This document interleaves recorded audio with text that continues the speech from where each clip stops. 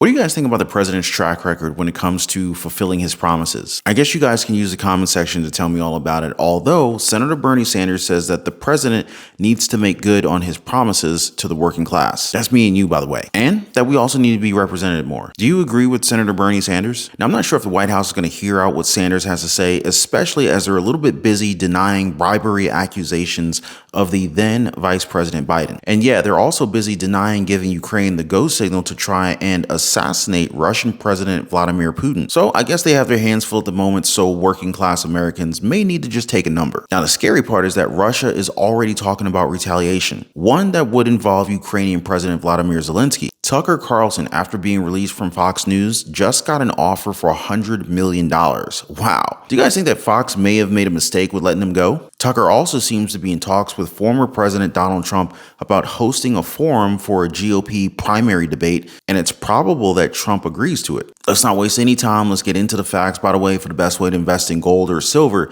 check out the links in the description down below of this video. Well, Russian media outlets report that 2 drones attacked the Kremlin. And as you can see in the footage that is spread on social media, an object is flying from the left frame and then exploding above the Kremlin. According to residents close to the Kremlin, they heard a noise that sounded like an explosion, saw a spark in the sky, and then saw people with flashlights at the Kremlin walls.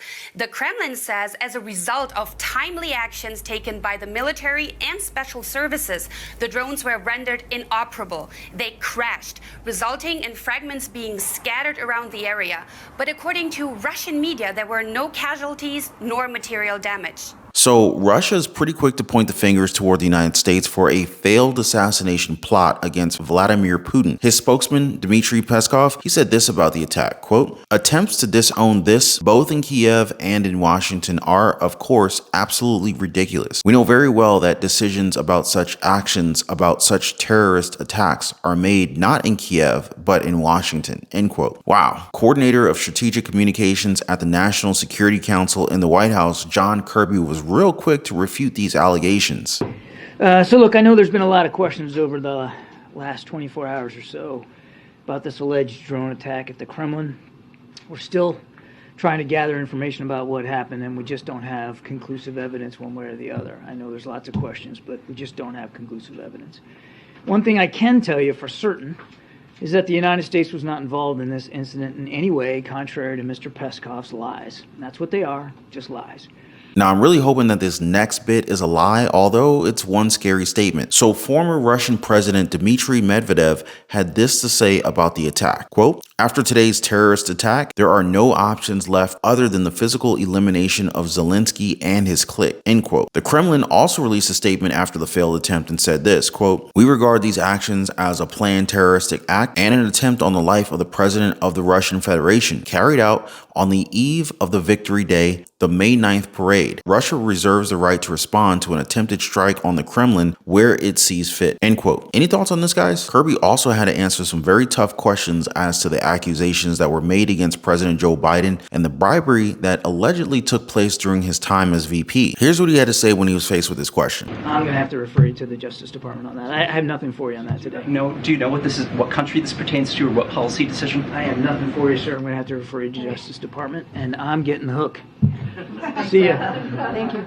Don't you just wish that we could walk away from tough questions like that? But will they stay and listen if what's being told is the landslide victory of President Biden in 2024? I'm guessing that they listened to this recently. I think the choice is pretty clear, and that choice is Biden. And second of all, what I do believe is the Democrats and the president have got to be stronger on working class issues. They've got to make it clear that we believe in a government that represents all, not just the few. Take on the greed of the insurance companies, the drug companies, Wall Street, all the big money interests, and start delivering for working class people. You do that, I think Biden's going to win in a landslide.